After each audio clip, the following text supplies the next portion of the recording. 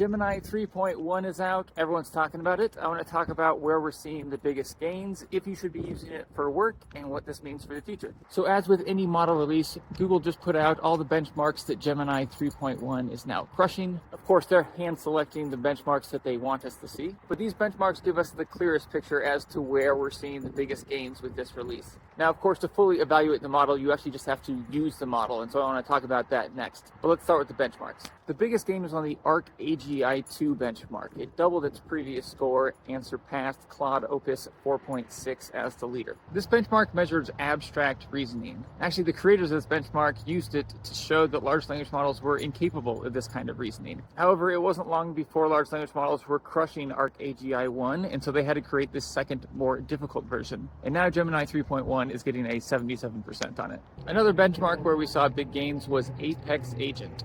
This is a newer benchmark that measures how well they can do complex agentic work, the kind of work that you might typically pay a consultant to do. As with most of these benchmarks, Gemini just barely beat Claude 4.6 Opus, going from a 33% to a 40%. However, it more than doubled the highest score as of 3 months ago. Another benchmark where we saw big gains was on Tau 2. This measures things like customer support. Gemini 3.1 is essentially tied now with Opus 4.6, getting a 91% on retail customer support and a 99% on telecom. Another benchmark where we saw big gains was MCP-Atlas. This measures the agent's ability to handle complex workflows using MCP servers. This is clearly a major focus for Google right now. I did another video on their announcement of Web MCP. More and more MCP is becoming the default mode that AIs use to interact with the internet. And the last benchmark I want to mention is BrowseComp. This is a recent benchmark put forth by OpenAI. It measures an AI agent's ability to uncover hard-to-find information on the internet. When you look at these 4 benchmarks together, it's easy to see where Google's focus is. Just like OpenAI and Anthropic right now, they realize that the biggest opportunity is in creating AI agents that can handle complex workflows across the internet. And even though Gemini 3.1 has made some huge gains compared to Gemini 3, it's just barely beating Opus 4.6 on these types of benchmarks. And in practical applications, at least in my own testing,